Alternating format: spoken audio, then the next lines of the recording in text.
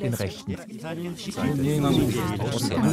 Bir müşteri olan Den rechten Teil an der Nordseite.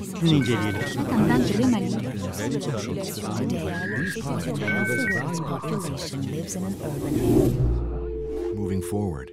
Pour lancer la discussion, comment dire, moi, dans ce que vous avez Now, you both said something interesting, and I would like to say this. There's something in common in the two papers, in your two presentations. Local officials are put to task. I mean, voters and the population at large have expectations of their local officials, of local authorities. But you believe that local or even central authorities are not doing enough. I mean, you say that they were unprepared, they have no plan, but are they in fact an impediment? Do they block creativity, inventiveness, or solidarity? I mean, this was said. I mean, the inhabitants are trying to find their own solutions because there's nothing happening in an organized public way that is promoted by local or authorities. But that's France. But how does it happen outside France? I mean, you talk about these. Some of the impediments you have described are linked to the French mobility culture. But is this something you may have found in other countries as well? Or is it something specifically French about the way things are done? Yann Le Gall, what do you have to say? Yann Le Gall from Brittany. Well, of course, local authorities, especially when you have several towns working together, it's not as though these local administrations were not considering this, but they cannot find solutions. You have people living in these clusters of towns that all go to work to the city center or to the urban centers, and they're simply overwhelmed because the flows are such that they simply can't handle this, and the numbers are growing, so they are simply overtaken by events. I mean, the numbers are such that they simply cannot come up with a solution, but they're willing to try things if people could give them good ideas. So carpooling, okay, but that's all very well. If you want a carpool to go to work, that's one thing, or to go to the city or to the train station. But that's one small aspect. People need to get to the market. They need to go to various places for other reasons, and so it's a general problem, and this problem is very French. Well, the problem is that there's a lobby. It's not the pedestrians' lobby. It's the car industry's lobby.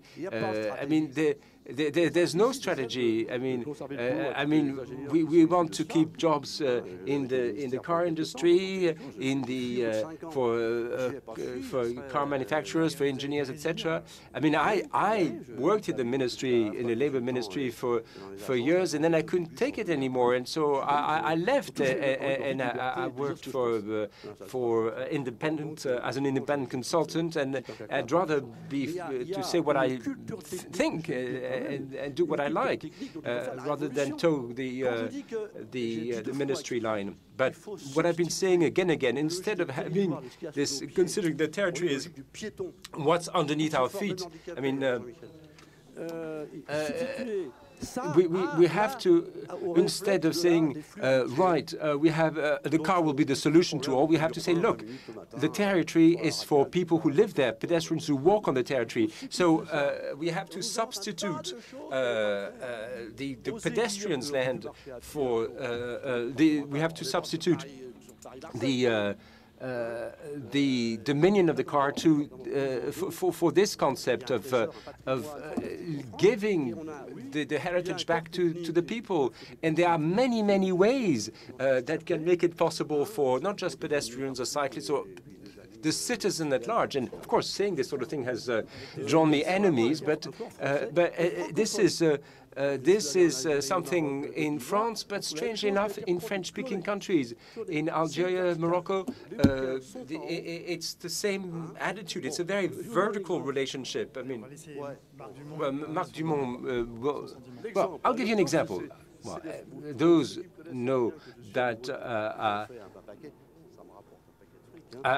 my big thing is roundabouts. I love these as opposed to but unless you stay from the start that you have the big roundabouts and the small ones. I mean, I like the small ones, but I don't like the big ones. And urban planners mix everything up. But I mean, engineers tend to confuse things, and yet I like engineers. I have many friends amongst engineers, but you have to be careful. You have roundabouts on roads at a human scale, and those that are meant only for big cars with no room for pedestrians or cyclists, and so that scale simply is out of the picture. I've written books about this, and well, I was not asked to speak about this, but all my knowledge has been taken from an Englishman. You have, well, in England they drive to the left as opposed to the right, and nobody will listen to me in France, but in England it's common knowledge, and so I'm a small agency. I have 10 people working with me. But if we were any bigger, we would draw all sorts of criticism. All right, there are different scales, and you're right, and you shouldn't sort of separate out. You have politicians on the one hand, or local authorities, the administration on the one hand, and then those who actually work, the engineers, etc. The actors are more complex than that, and local authorities have all sorts of challenges that they have to somehow juggle, and they don't have all the solutions, and of course they're very often overtaken by events. That's one thing. Now, something else was said.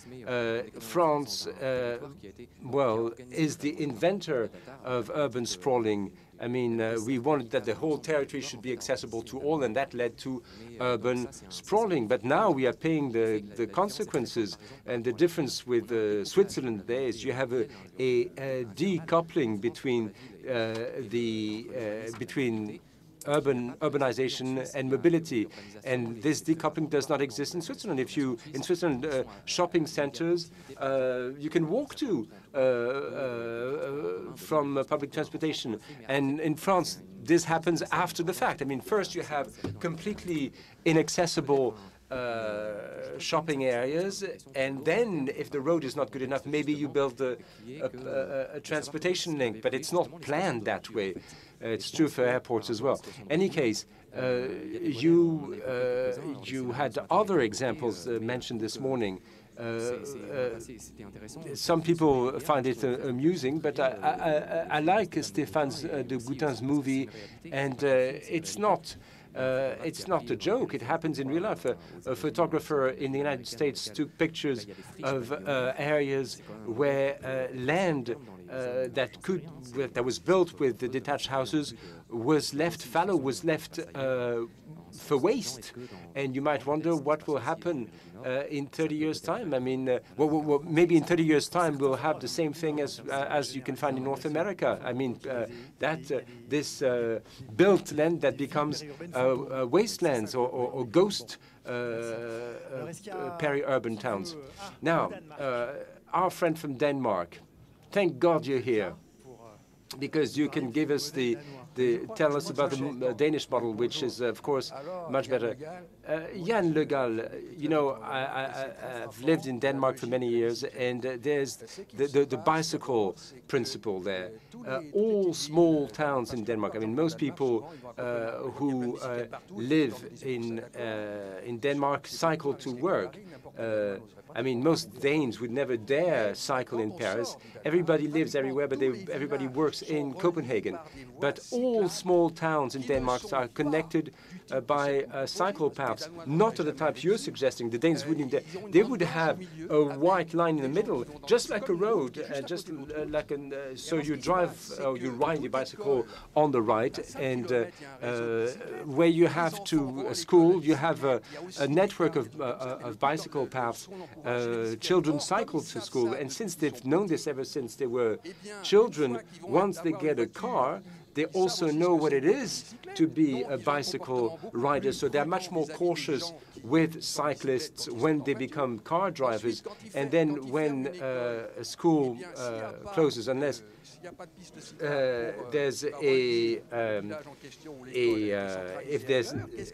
there isn't a cycle path next to the new school, well, they have to simply encroach upon the road and cut out a cycle path on the road. Otherwise, people won't go to that new school. And now, in every village, you have a minister who will usually organize weddings and festivals, etc.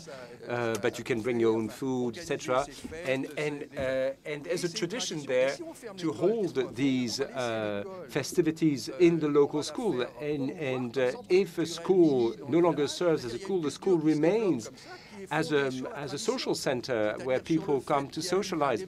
And so there may be an economic, social, cultural development that mean that schools may be relocated, but the foundation of village life remains in the local school. So that's why you need to also have these cycle paths leading to the schools.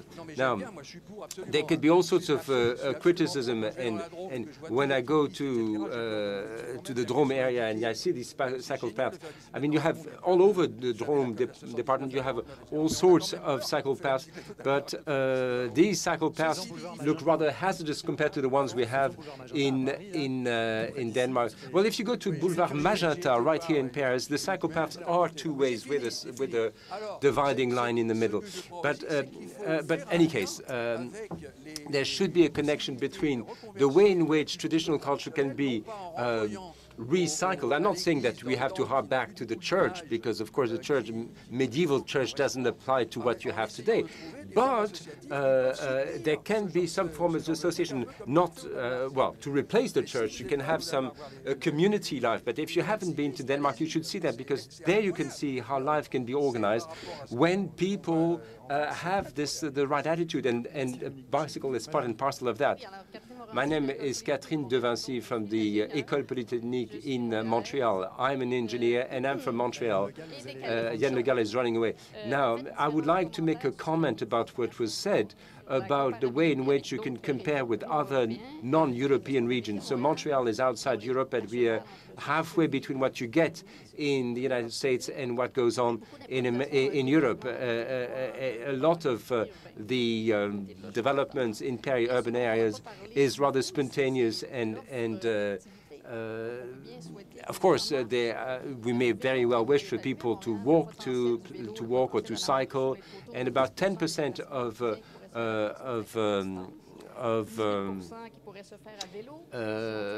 distances can be done on foot, so something like 18% can be cycled to. But of course, you need to have a place to go to. The distances are longer, and what happens now is that you have urban dwellers who go shop in these power centers, and so they mimic the behavior of peri-urbanites, peri-urban dwellers. But that's shopping. But what about school? It doesn't seem to be a real issue. But in Quebec, now these schools are remote, especially for people living in peri-urban areas, and so you have to improvise and you have to find solutions, and we are way behind. Urban developers or property developers build all sorts of things, but then there's no transportation solution to make it possible for people to go from A to B without their cars. I mean, that's still something not happening. Well, thank you so much for these explanations. And now, this session is coming to an end. May I not answer? Well, look, in 1 minute, hang on. I wasn't talking about bicycles and cars. The reason I was talking, I said we need to have a technical cultural revolution, and here I'm talking to elected officials. They are my clients as a consultant. I mean, of course, we can talk about Denmark. You have 45%, you want to get 55% of cyclists. We have 2%, so we have a huge gap to bridge. But for this to happen, you need a strategy. What I'm saying is this business about speed limits between towns, this is a strategic document intended for local officials, for local authorities. It would take a couple of hours to set it up. But when you have mayors still acting in good faith, local officials, local authorities who find themselves unable to grapple with this technical monster in France, we will never go anywhere. We'll never get anywhere. That's what I'm trying to say. We need to have a mind revolution. If you want to have the peaceful town, a peaceful town, or we want to be able to lower speed limits. Very often you can ask a landscape architect to redesign the landscape, asking them for small roads with roundabouts, and he turns this into a dining room. I mean, it is so overbuilt that you can't use it. So there are mistakes. I do criticize engineers, but I do love them. But I mean, I may criticize them, but I still like them. I mean, when we listen to the things in Copenhagen, Denmark, this is sickening. This is depressing. I mean, we went from 2.5% to 4.5%. People say, well, that's amazing. I mean, we consider this a huge success. And we need to have double digits at least before we can start talking about public space. And when we talk about public space, technocrats have their own little ideas, but the public space should be for the public. I mean, that's what I'm saying. And for me, it's a big question, but academics may not be interested. It's been like this for the past 40 years.